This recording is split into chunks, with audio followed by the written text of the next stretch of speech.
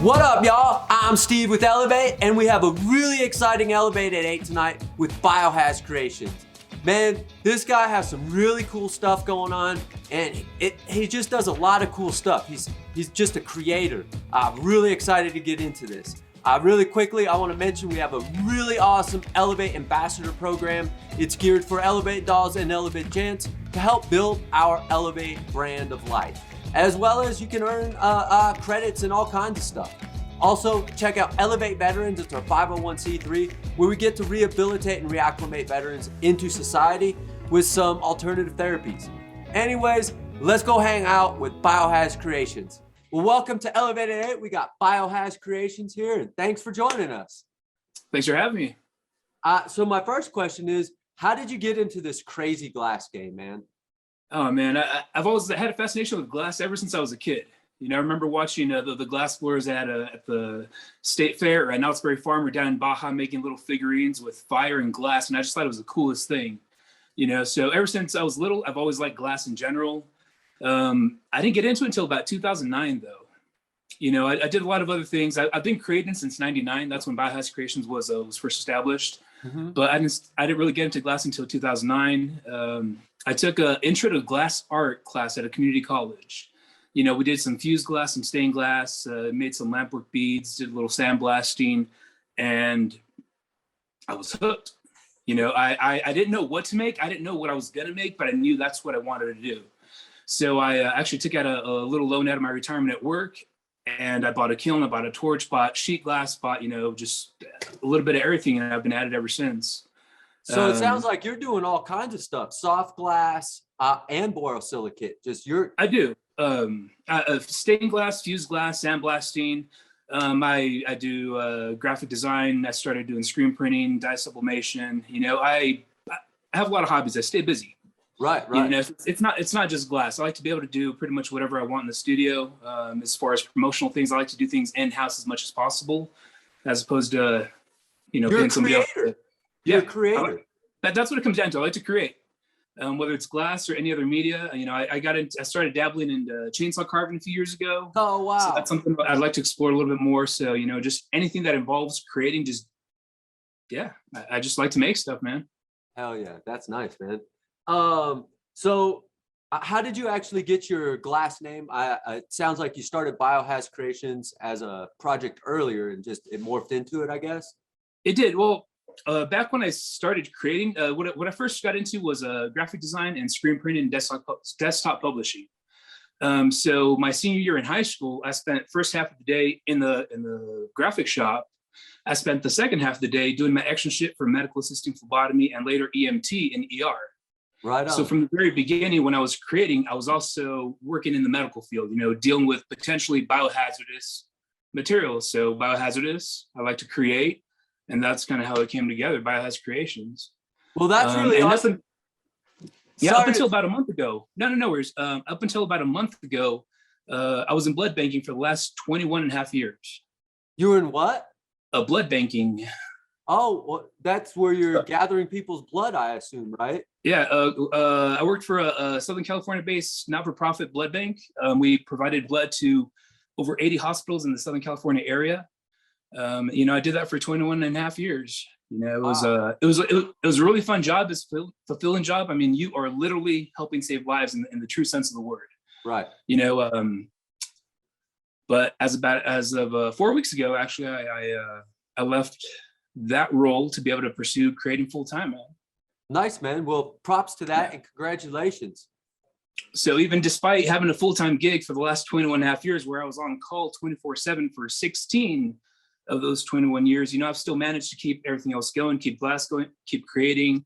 You know, I went to school for a while, I was in the music industry for a while. I've had a lot of things going in addition to just the core job, which was helping save lives.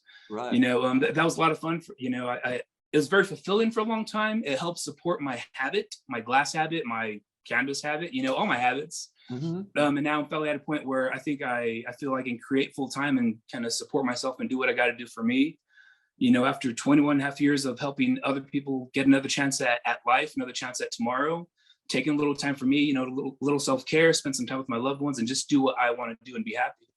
Yeah, I think that's awesome because we get one shot at this thing called That's a it, life.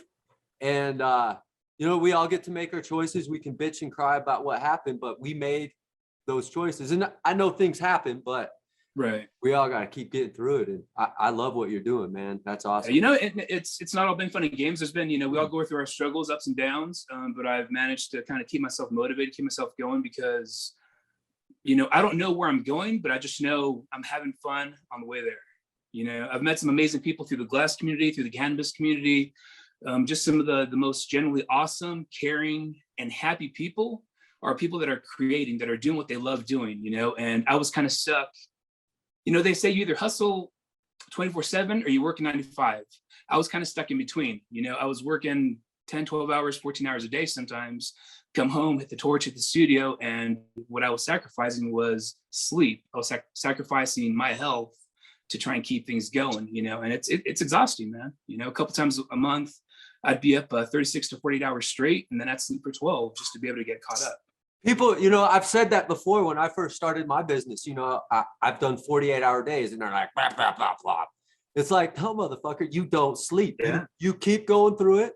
And yes, you'll hammer with the 12 hours, but I mean, in a 48-hour 2 days, you just worked what it took a normal person in their 9 to 5 days a week to do. Right.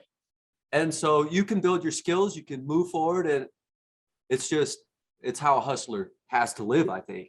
You got to put the time in, you know, and every now and then you get people that say, oh, you're lucky because you're doing this, you're lucky because you're doing that. It's not luck, man. You know, you got to bust your ass, you got to make sacrifices, you got to put your time in to get what you want out of it. You can't expect to get the world handed to you sitting there on the couch watching TV, you know? No, you build your luck. That's it. You know, yeah. you make your own destiny. So. Oh yeah. So have you had a mentor throughout going through your glass career right now? I've had a few. I've taken a few classes over the years, and so let me back up here.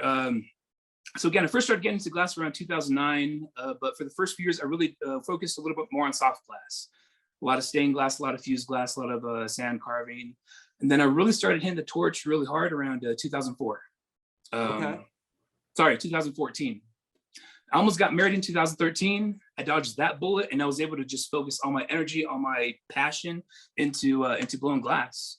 You know, at the end of 2014, I spent a little bit of time with Keith Glass. He was out of LA. We share the same last name, so it kind of worked out. Martel. You know, he taught me a couple basics on shaping pipes, on a little bit on sculpting, and that was the first time I got to work on a GTT on a Mirage with foot pedal.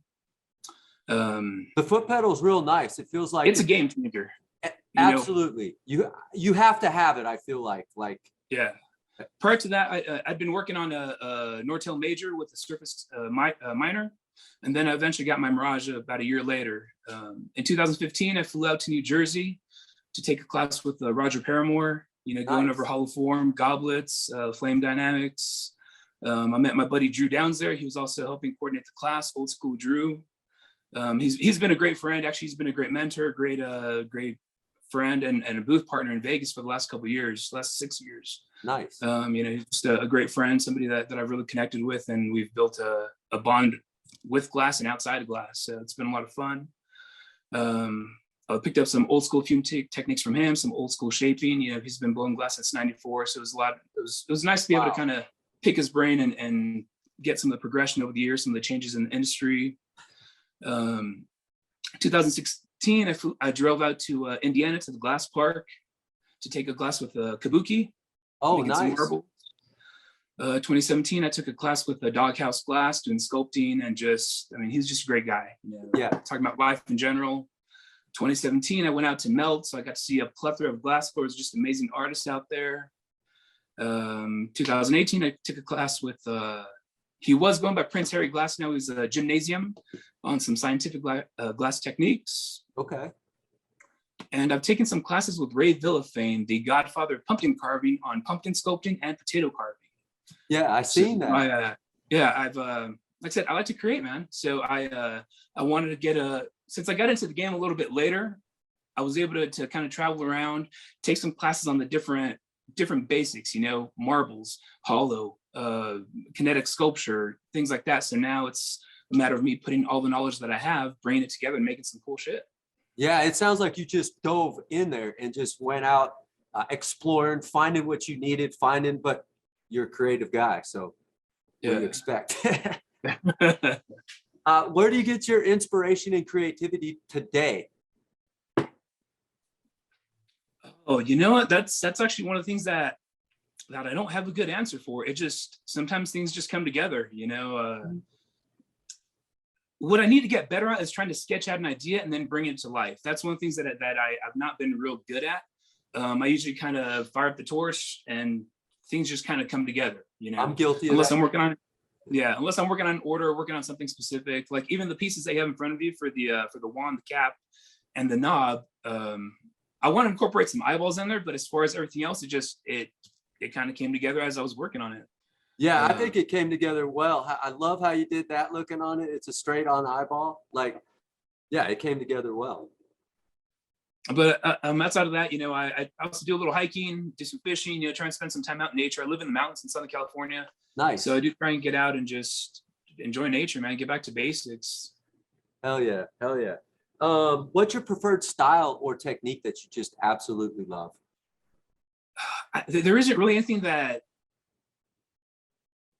I would say that I love or that I lean towards. I just, again, because I've got so much knowledge up here, I just want to put it all together. So I just kind of bounce around different techniques, different ideas. You know, I'll try something new, I'll try that for a little bit, then I'll change it up to something else. So that there as of right now, there really hasn't been any one style or technique that I've just stuck with and run with. A montage of techniques, maybe then. Yeah. Yeah.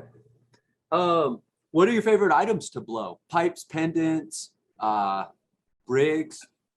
Even though making pipes was kind of the last thing that I got into glass wise, it's what I like doing the most. I like making something that people can just kind of chill and smoke out of and just relax and de-stress from the day, whether it's taking a dab or, you know, packing a bowl. I have made a few memorial pendants with some cremation pendants. Mm-hmm. So those are always something special that I enjoy doing. As it is, you know, we're creating something with fire and glass. You know, we're making art. And to be able to incorporate somebody's loved ones or somebody's pet, something into that and give it back to them, it's something special that you can't just buy that. You can't order that. Well, I guess you can order it online, but you know what I mean. But you got to it's something develop unique, some relationship with the person. You can order it, but you want the relationship there to get the colors and the designs and yeah. You know, I just I like making anything that's going to resonate with people, that's going to connect with somebody. You know, since I started working glass when I was still working at the blood bank, I made Christmas ornaments every year for my staff. So a lot of them have about 9 or 10 years worth of ornaments, and it's just been a progression from fused glass, stained glass, sandblasting. I've made some blown ornaments. So I like making things to share, man. Things that people are going to hang on to, things that people are going to appreciate. You like getting those smiles, it sounds like, too, from people. I do. You know, it's not necessarily about money. It's not about getting myself out there. It's just about making that connection with somebody else, giving somebody something that I made that brings happiness to them. Nice. I love it, man. And that ties in about what, you know, working in the blood bank and just being a part of society, being a part of the need. Working for not-for-profit for, you know, over half my life really did change my perspective on how I view certain things, you know, what's important, what's not, you know, seeing people that either live or die based on how we did on any particular day. It really changed my perspective on life and how I view things and what's really important to me, what should matter, what shouldn't matter. Right. It's precious and short, man. It is, man. So if we can do what we love, do it while we can. Yep. What's your favorite color to work with? Favorite color? I don't have any necessarily particular favorite. Actually, amber purple is a favorite that I've been working with since I started blowing glass. You can get so much out of the amber purple palette.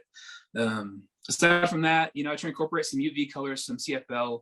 I like to make whatever I make to be exciting for the end user. You know, I was a fan of glass art before I started making it, so I try and make things that people may appreciate, and I try and make my glass a little bit thicker so that if you do drop it, it's not going to be as fragile. I try and make it need proof to an extent, you know. And interactive. That's kind of what the neat stuff is with the CFL. I mean, it's a Right. functional piece, and then when you add the CFL stuff, it's just a next level of. You can walk from one room to another, from one side of the room to the other, different light, and the piece is going to change the way it looks. You know. Yeah. And, so that's pretty cool. It's cool stuff. What color do you absolutely want to disregard and not use? Oh, I really haven't found a color that I dislike that much. Maybe some of the unobtainiums, obviously you can't use that for any deep work, some of the cracking. So actually probably that's an unobtainium or super unobtainium. Unobtainium, I forget which one gave me the most trouble recently. Yeah, they both give me a hassle. So yeah, by themselves they're cool, but when they play anything with over others, them, gonna get that crackle tech. yeah. What do you find the most difficult piece you've ever attempted in your glassblowing career is? I've got a piece that I've been working on for the last couple of years. Right. Kind of designing and redesigning. It's a combination of marble run, kinetic sculpture, and a functional Tetris. Wow. I did this in a pumpkin a couple years ago. I saw a video online. A guy named Haha Bird did originally. He carved a grid on a pumpkin, the 8x16 Tetris grid, and the stem was a joystick. So I learned how to program on Arduino, do a little bit of computer programming, some basic wiring, electronic stuff like that. And I put this pumpkin together. I got to play in my living room. I was taking it out of the studio, and the bag that it was in bottomed out, and the entire pumpkin crushed. Yeah. I think there's a picture on my IG somewhere. So from that point forward, I decided I wanted to try and make a playable Tetris in glass. Wow. So it's gone through a couple of redesigns. Now that I'm not working the full-time job anymore, now that I'm creating full-time, I'm hoping to get that done over the next couple months. And if all goes as planned, I should have it ready for Las Vegas. Man, I'm looking forward to that, man. It's been a few years in the works. So hell yeah. What do you consider to be the most challenging piece you've done? I can't really pick out any piece. I've played around with trying to do a couple recyclers. So I guess that's one of the things it's a challenge right now because I haven't put enough time to really refine those skills. Mm-hmm. So I'm hoping to try and work on some recyclers pretty soon here, and just really, like I said, really kick things up a notch from where I've been over the last couple of years. Nice, yeah. There's a lot of things that go into a recycler. Tons of foundation sets, I guess. So they're fun. Do you get to collaborate often? I've done a few collaborations. I did a collab with Doghouse. I've collabed with my buddy Drew Downs, with Hollow Glass, Nest Glass, James Ames down in San Diego. So I've got a few collaborations out there. Hopefully now that I've got a little more time, I'll be able to get a few more in. Do you get most of those in on person-to-person style then as well? Yeah, absolutely. Person-to-person. Yeah, that's the best way. These are guys that I've either met at trade shows, at events, and we've just kind of clicked, connected, and started bullshitting. And hey, send me a couple pieces, I'll send you some stuff, and things come together. Hell yeah, that's awesome. Have you ever competed in any events yet? I competed at Kushstock a couple years ago at the X Dabs Glass Games. Oh, nice. Got a little trophy here for best flower piece back in 2018. So that's kind of cool. Hell yeah. So far, that's really the only competition that I've done so far. Did you like the pressure that was involved in that competition, or do you feel like it's not as good? It was my first time, so I was going into it just, I'm going to make something. If I can get it done in the time frame, awesome. And you did it. Yes, and it ended up working out in my favor. I would like to compete a little bit more, not necessarily because I'm a competitive person, but I just like to make stuff and just be able to get out there and just, I remember being the guy on the other side of that fence line watching the glassblowers make stuff.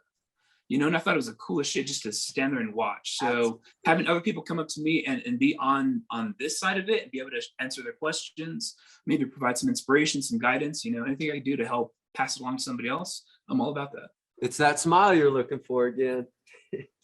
Do you consume cannabis yourself? Absolutely.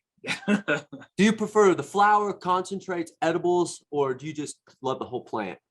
The whole plant, man. That, you know, I'm an equal opportunity stoner, whether it be dabs, flower, edibles. It's all incorporated into my life. You know, all my spices. I have a spice cabinet that's all infused: pepper, salt, Oh, pretty much wow. anything you can think of. I've got everything infused in my pantry and my spice cabinet. Nice, next level. um, and then I guess, when you do consume, do you use your own pieces? Do you use other people's pieces? My daily driver in the studio is the Rio for dabs, just because it's all in one. The torch is built in. It's nice and convenient. I'm not trying to necessarily build a science experiment every time I take a dab. It's nice to be able to take a dab real quick. So when I'm in the shop, I use that. For flour, I've got a Zong, my little Old school, baby. old school Zong. Pack some cones. Even every now and then, I'll even roll up a Randy's. You know, Yep. So just to change it up. I love it, man. And as far as my pieces, I have a couple of little hand packs that I've made that I keep in my hiking pack, and that's what I hit off of when I'm out in the woods. Right on. Do you ever just leave one around for somebody to come find, maybe, or you mostly just keep them? I haven't yet, but actually that's a lie. I did leave one piece in Yosemite a few years ago. Right on. I've left that, and I've left a couple pendants here and there with a little note, but I've never heard back on any of them. So. Yeah, that's either way. It's a nice treasure to find out there. If somebody finds it, cool. If it's there till the next time I happen to be walking by, then hey, even better. Yeah. What can we look forward to in the future? I know you're working on the glass Tetris thing. What else? Oh, you know what, man? I'm kind of curious myself. Like I said, now I've got the time to really be able to explore everything that I've got going on in the studio, and I've got a lot of ideas that I've wanted to bring to life for a long time. I've got a lot of things sketched out, so you know, we're gonna find out together. But I guarantee it's gonna be fun. It's gonna be exciting, and it'll be some next level shit, hopefully. I love it. And where's the best place to check you out? What's happening new? Website, Instagram, Facebook? I'm probably the most. I don't post a whole lot on Instagram, but I do post a lot of stuff to my stories. So, like I said, now that I've got a little bit more time, I do plan on being a little bit more active on social media. So, Instagram, IG at BioHazCreations. Okay. Hell yeah. Did we miss anything or anything you want to add to this? No, man. Like I said, I appreciate you having me on. Actually, I do want to give a quick little shout out to Mr. Bloodshed. He came up to the studio last week and did some work on my oxygen tank. Let me show you a picture here. Yeah.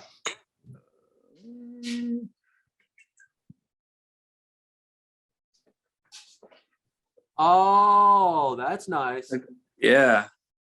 So you're getting the HVO or to where you build your own oxygen, I'm assuming. Yes, I built my own DIY system a couple years ago. Everything's disconnected because I've been doing some work in the shop, so I apologize I didn't have it together for you guys. But that was my 60-gallon tank. That's a 120-gallon tank. So I'll once I get everything plumbed up, I'll have 180 gallons of stored oxygen. Nice, man. Nice. Yeah. I as well use a system like that. I'm up in the mountains, so getting things up here isn't as convenient as if I was down the hill. You know, I don't want to deal with doers out there gassing off, annoying the neighbors. So I didn't want to keep schlepping tanks up and down. Prior to the house I'm in now, I was going up and down 30 steps with my oxygen tanks. Yeah, no fun. So that's when I decided, I needed to build my own system. So I've got 3 oxygen concentrators hooked up to a little California Tools air compressor, a couple valves, and that goes into my holding tank. And that's been working for the last couple of years. Now that I've got 120 gallons of storage, you know, it's gonna be fun.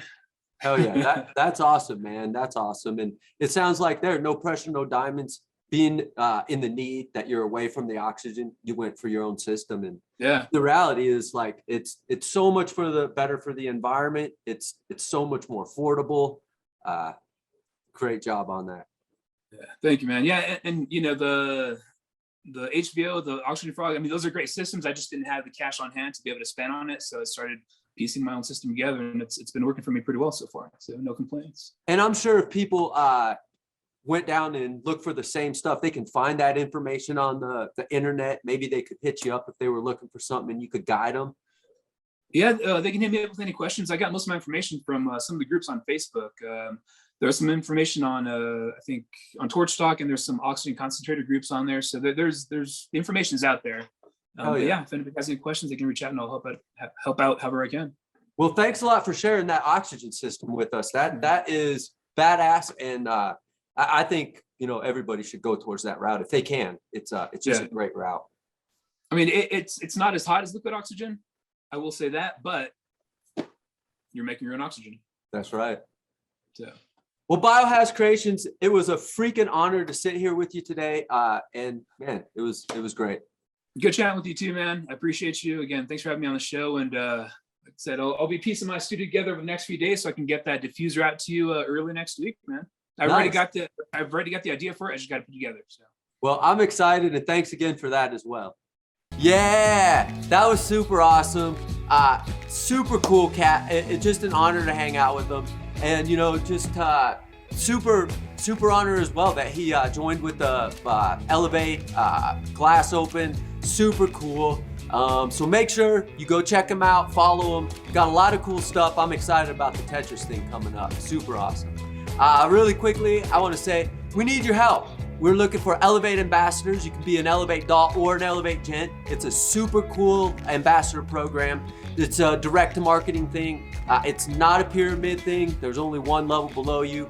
And you get amazing deals. You get discounts on new items that we're coming out with. And more importantly, you're building a brand that you love.